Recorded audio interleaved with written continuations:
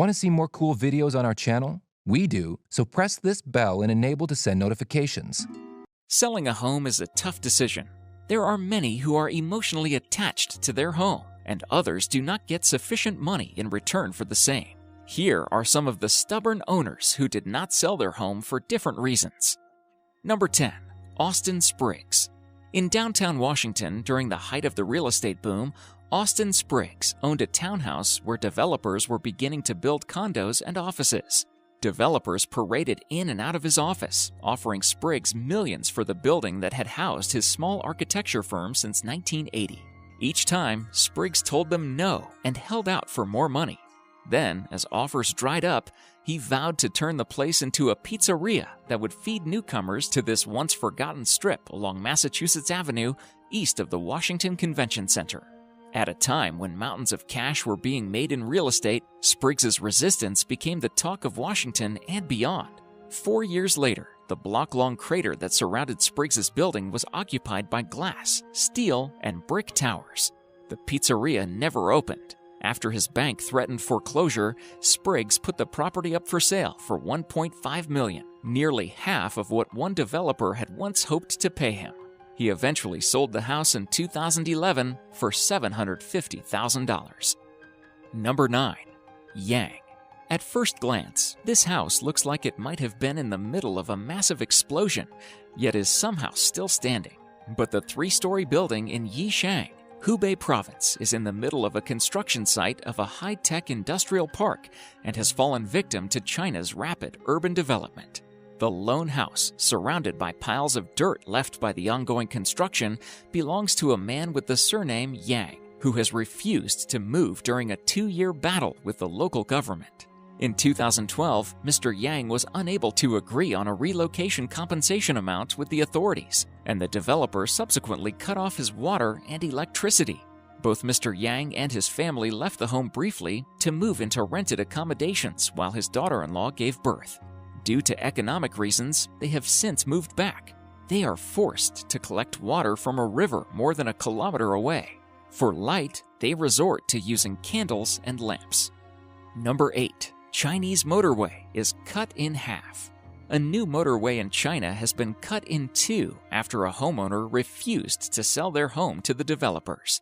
The owner, who remains unidentified, lives in the Luotuo neighborhood of Zhenhai District in Ningbo, East China's Zhejiang Province. Drivers using the motorway now have to drive around the nail house while its owner comes to a decision. Number 7. Macefield, mall built around a home. In the Ballard neighborhood of Seattle, there's a huge shopping mall with a strange hole in the center of the building. Inside that gap sits a tiny house with an amazing story that some say inspired Pixar's Up. At 84 years old, Macefield saw the quirky, quiet neighborhood of Ballard becoming more and more gentrified. Old houses were being replaced with boutique shops and diners replaced with condos. When developers came knocking on her little 2-story home's door with plans to bulldoze it and the surroundings and build a shopping mall, she refused to sell, even after they offered her $1 million. The developers had no choice but to build around her, and as they did, she formed an unlikely friendship with the contractor's chief, Barry Martin. He found himself looking after Edith, picking up her medications, groceries, and even bonding with the stubborn woman. When Edith passed away at 87, she had willed her home to Barry. Number 6. Luo Baozhen. A lone apartment building stands in the middle of a newly built road after an elderly couple refused to locate. Luo Baozhen and his wife insisted on living in the half-demolished building in the city of Wenling in the Zhejiang Province, China, because they believed that the relocation compensation offered by the government was not enough. Now the only building left standing, the 5-story block, is a strange sight as cars drive around it while the couple remain living inside. To ensure the couple's safety, adjacent rooms in the building have been left intact, but all their neighbors have moved out, according to local media. Number 5. Niu Chuangzhen and Zhang Zhongyun. In 2012, Niu Chuangzhen and Zhang Zhongyun dared to stand in the way of a local property developer in Zhaozhuang in the Shandong Province.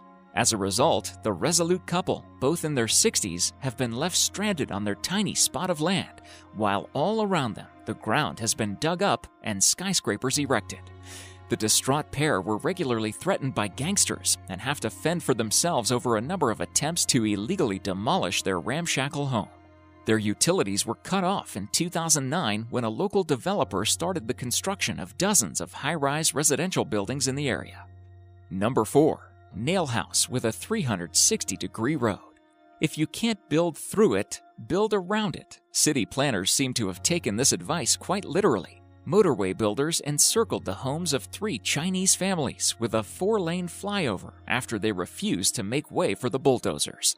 Demolition teams in Guangzhou had planned to destroy the homes in order to connect the city's road network to a recently opened tunnel under the Pearl River.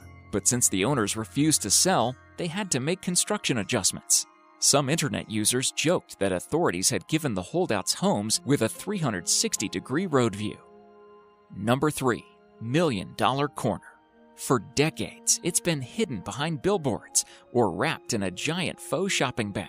Many shoppers never even notice it, but old photos reveal a 5-story building sticking out like a sore thumb in front of the world's most iconic department store.